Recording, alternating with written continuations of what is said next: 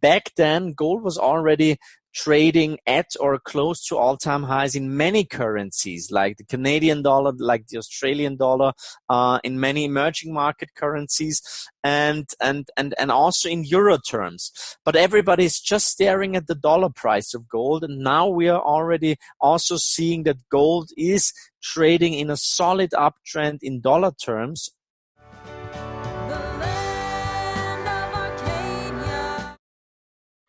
Hello there, my friends. Just a quick note before we get started. This coming Tuesday, February 4th at noon Eastern, going to be doing a gold and silver live roundtable. Excited to be joined by Rory Hall of the Daily Coin, Phil Kennedy of Kennedy Financial, and James Anderson of SD Bullion. Again, it's going to be a live one, so we will be taking questions, anything you're wondering about gold and silver. So if you hit that little notification bell right below there next to the subscribe button, you can be notified, or you can just check in next Tuesday at noon Eastern. And with that said, here is today's episode. Hello there, my friends. Chris Marcus here with you for Arcadia Economics, and excited to have a return guest on the show today who perhaps knows more about the gold market than anyone else on the planet, because in addition to running his fund with Incrementum, advising gold companies, and writing the legendary In Gold We Trust report, Ronald-Peter Stöferle is kind enough to join me on the show. And it's been on before, and it's great to catch up, follow up on some of the things we talked about last time. Real quick before we get started, hit that little bell next to the subscribe button. You can hit that one too, but this way, when I'm blessed to have intelligent, brilliant folks like Ronnie on, you can be notified as soon as that happens. And with that said, Ronnie, pleasure as always to catch up with you. And how are you doing today, my friend? Thanks a lot, Chris. Happy New Year. I hope it's not too late to say Happy New Year. All good over here. I think January has already been quite a volatile and interesting month, and yeah, I'm really looking forward to the rest of the year. I think it's we won't get bored. That is for sure. Happy New Year to you. And I guess we're almost, what is today? January 29th. So a 12th of the way. Soon it'll be Happy New Year 2021. Amazing how quickly it goes. And also amazing some of the things that are happening in the markets today. Obviously, the Federal Reserve is, I don't know if you would call it a hyperinflationary campaign yet, although it's getting a little bit silly here. Obviously, folks are looking towards gold. Kind of seen it be a little choppy lately, but fortunately, that's why we have the expert in here. So how about you take it away and let us know what's happening? Yeah, well, I think, if you want to have the short story, I think that gold is back in a bull market. That's my core of my whole thesis.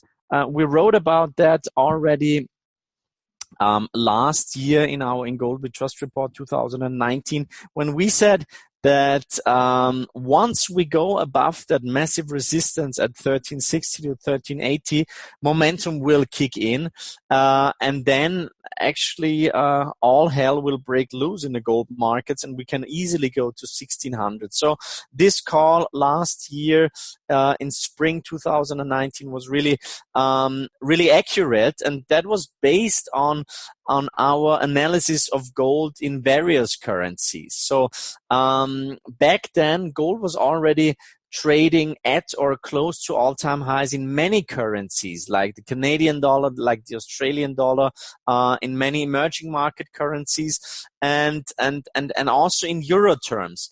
But everybody's just staring at the dollar price of gold, and now we are already also seeing that gold is trading in a solid uptrend in dollar terms. Actually, gold was up 19% last year in dollar terms. It was up 22% in euro terms. It was up 17% in Japanese yen. It was, of course, up in Australian dollars and Canadian dollars. So gold is back in a broad bull market. And the beauty of it is that we're seeing that many market participants are kind of waking up, but I don't see any buying panic. I don't see Wall Street analysts like back in the day in 2011, where basically they all extremely aggressively raised their price forecasts.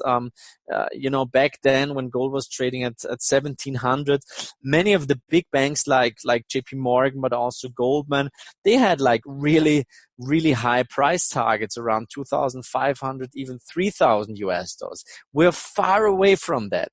It will happen at the end of the trend, but now at the moment, I would say that wealth managers, high net worth individuals, they're picking up on gold again. They see potential here. Of course, we have seen very well-known big investors with a very good track record like Paul Tudor Jones or Sam Zell or also Ray Dalio saying that you should or you have to own some gold. So my view is crystal clear. We're back in a bull market. There will be corrections within the course of this bull market, but you should take those corrections as an opportunity to get more exposure in gold, in silver, but also in the mining stocks. Well, a lot of interesting points you mentioned there, especially about 2010, 2011. I remember that was back in my trading floor days, and while I agree there were a few analysts calling for higher gold, you know how us Americans are. We like buying when things are moving and following momentum, bake in that buy high, sell low strategy. Although it was interesting, I was talking about gold and silver on my post on the New York Stock Exchange, but everyone looked at me like I was insane. So I think there was very few people that were actually buying gold or actually paying attention to any of those forecasts. Yet, I'm curious or if you have any thoughts. Obviously, we've seen JP Morgan get charged with the RICO Act here, the Department of Justice describing them as a criminal racket. And one of the things that always opened my eyes was back when gold had crossed 1900 in September of 2011, and then in the middle of that holiday weekend, you had the Swiss announce they were going to peg the franc to the euro. This was just after the U.S. had been downgraded. And then we saw the price of gold plummet. So I'm curious if you think much about the effect of all this short paper selling and how that affects things. And are we in a situation where at some point that's going to be overwhelmed and that's when we do see the higher prices, or do you not see that as a big of a factor? Well, I would say the let's call it the paper market is something that I cannot really influence. So I have to be agnostic. I've got a private opinion on those developments, but I think it is, like many people do say in the gold sphere, it is, for me and my analysis, it's not enough to just blame, the manipulators when gold goes down. So we wrote roughly 3,000 pages of research about all factors influencing gold, and if there would only be one number that I would have to take, it would be the direction of real interest rates. And we should not forget that in 2011, as I've said, everybody was already extremely bullish. We had, on magazine covers, we had really euphoric calls for significantly higher gold prices, for 10,000 US dollars price targets, really coming from mainstream magazines. We had really aggressive positioning from many large institutional players in the market. So from my point of view, in hindsight, it was pretty obvious that this was the top, but of course, it always is in hindsight. But I think what's really important to as a takeaway First of all, if you want to have gold as some sort of a systemic hedge, if you really want to have it as a insurance, or as Grant Williams calls it, an unsurance, because if you're unsure about the future, then you should have, of course, at least some gold. And the more unsure you're about the future, the more gold you should probably have. So if you're concerned regarding hyperinflation, financial repression, monetary reform, whatever, then you should have gold, and then you should have physical gold. Then you should care about counterparty risk. Do you really want to store it inside the banking system? Then you shouldn't own any paper gold, any futures contracts, or certificates on gold, ETFs, whatever. So I think this is really something that I want to highlight. When it comes to the whole manipulation, I would say, of course there's interventions happening. I don't think that central bankers want the price of gold rising dramatically, because that basically would mean that the trust in fiat currencies, in the US dollar, in the euro, whatever, is falling off a cliff, that people just don't want to hold paper currencies anymore. So therefore, I think in such stress situations, of course, central bankers don't want a quickly rising gold price. On the other hand, I think it's fair to say that the job of central bankers is not staring at their Bloomberg and having a look at the price of gold. It is the manipulation of the most important price in an economy, which is interest rates. So nobody's really talking about the manipulation of interest rates that affect us and our lives and society so much. And that's also the reason why we published a book. In German, it's called Die Nullzinsfalle. In English, it's called The Zero Rate Trap, which describes all those pernicious consequences of interest rates being too low, what it does to our society, and I think this is really something that's very, very important. And of course, gold is also some sort of the mirror image of interest rates, because if real rates should go to plus 5 or 6% again, then of course you shouldn't own too much gold anymore. But can we really afford those real rates due to the whole debt situation? I highly doubt that. So is there intervention happening in the gold market? I think so at some stages, but this is definitely not the most important and the most relevant driving factor for the price of gold. Another series of great points you mentioned in there. Geez, we're going to have to get you on more often, or write a book one day, because in 2 or 3 minutes, you mentioned so many interesting things. And I do agree, not just the gold market. I wonder what Ludwig von Mises would think about the Federal Reserve just arbitrarily deciding what interest rates should be, whether you call that bond market manipulation or policy.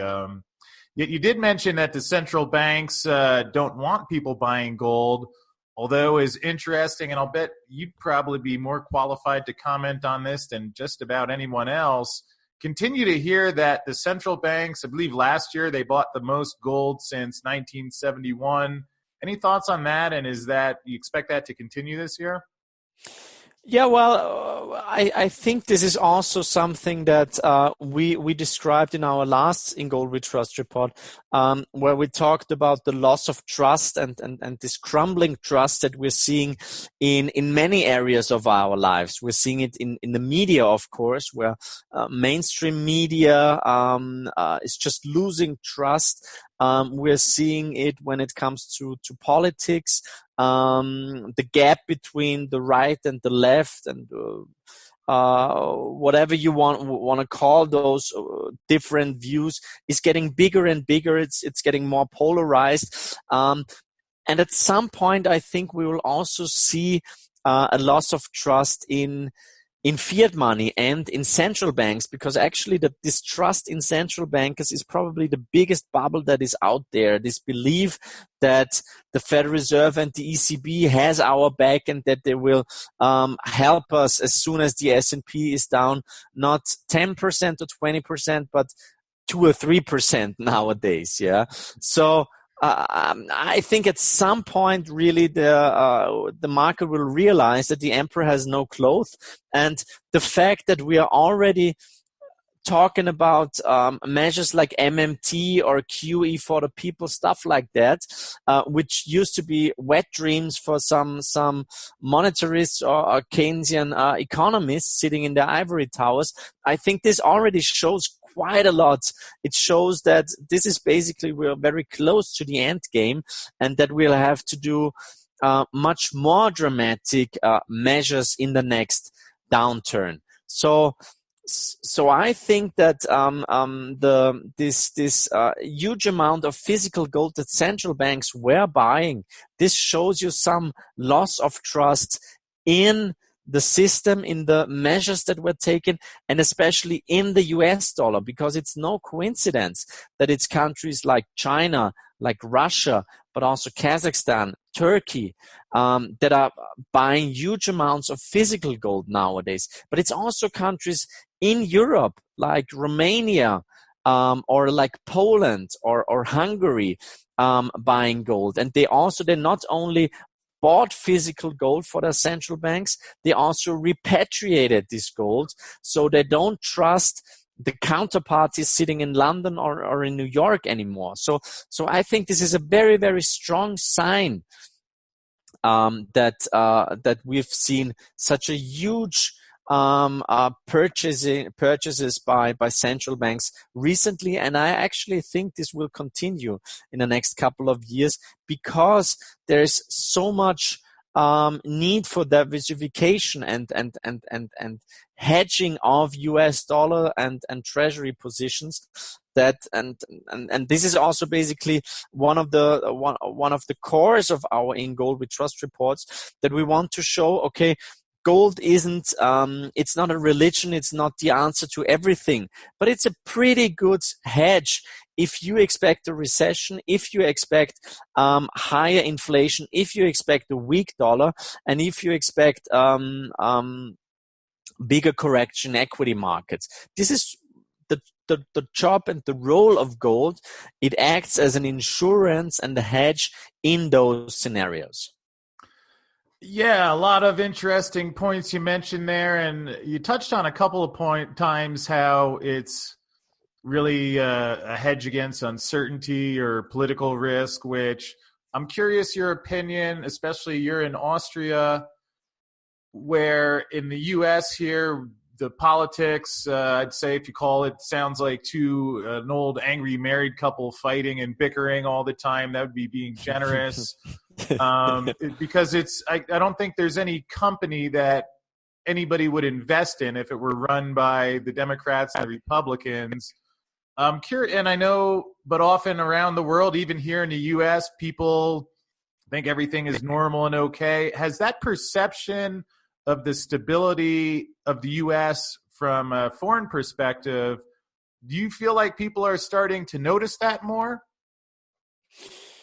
It's a good question. I think that if you would openly say over here in Austria that you think Donald Trump is doing a fantastic job and he didn't start any new wars, and that you really support his policies, you would get either ridiculed or kicked out. So I think this is something that where we see a really strong consensus, this anti-American or anti-Trump sentiment over here. But on the other hand, I think from a purely fiscal point of view, isn't it interesting that Donald Trump is now running budget deficits above $1 trillion US dollars, even though the economy is still doing pretty much okay. We've got extremely low unemployment, and we are now in the longest expansion of in the history of the United States. So, God forbid if there's a recession happening, then I think we will be at 2 or 3 or even more trillion US dollars of deficits. And I just recently watched a debate between Bill Clinton and I think Ross Perot. Must have been in the 90s, where the only topic that they were discussing during their campaign was how to reduce the budget deficit. Yeah. And those deficits back then were, I mean, they were ridiculous to the deficits nowadays. But now nobody is even talking about, fiscal or monetary stability anymore. It's just normal that you run those kind of deficits. And if Elizabeth Warren should become the new president, I think 1 trillion will be peanuts. So I think that we should really, as investors, I think we shouldn't overestimate the consequences of politicians too much. And I really got mad every time I heard the S&P is up or down 0.3% because of new rumors in the whole trade war. I think this is not really moving the needle. I think what's really and we crunched the numbers on that. I think this is really really interesting that there's only a 7% correlation now between the S&P 500 and GDP. But there's a 70% correlation between the S&P 500 and the movements in the Fed balance sheet. So basically, you only have to follow the balance sheet of the Federal Reserve, which already shows you how sick the whole system is and how dependent financial markets are on more and more fiscal stimulus, more and more monetary stimulus. Yeah, it's incredible. And perhaps I'll offer a quick primer on American politics. You're actually in the 1 year where you will hear about deficit reduction because they talk a lot about it while campaigning. Although, as you quite beautifully pointed out, once in office, not much actually happens. I hadn't realized that Trump actually promised to balance the deficit while he was running, which, of course, we've gone the opposite direction. A few last quick ones for you. I know last time we talked about the inflation warning you had just issued, and if you'd care to update that and share anything further you've been seeing since we last talked. Yeah, well, our inflation signal is still on a full signal. So we've got the full allocation in commodity sensitive assets like mining stocks. But also in the energy space, I think, energy stocks are very, very much out of favor. They're running a 4% dividend yield and double-digit payout growth. And at the moment, that's also interesting, a mere 5% of stock market cap in the US, is energy, which is close to the record low in 1998. When WTI was trading at $11 per barrel. So if you want to have a contrarian sector, it's definitely the energy space. When it comes to inflation, of course, it is very, very much of a contrarian call still, and it has been for years. But I think that gold is some sort of the canary in the coal mine. We call it gold is the seventh sense of financial markets. So the rise in gold tells us quite a lot, and it tells us that inflation might become a concern going forward.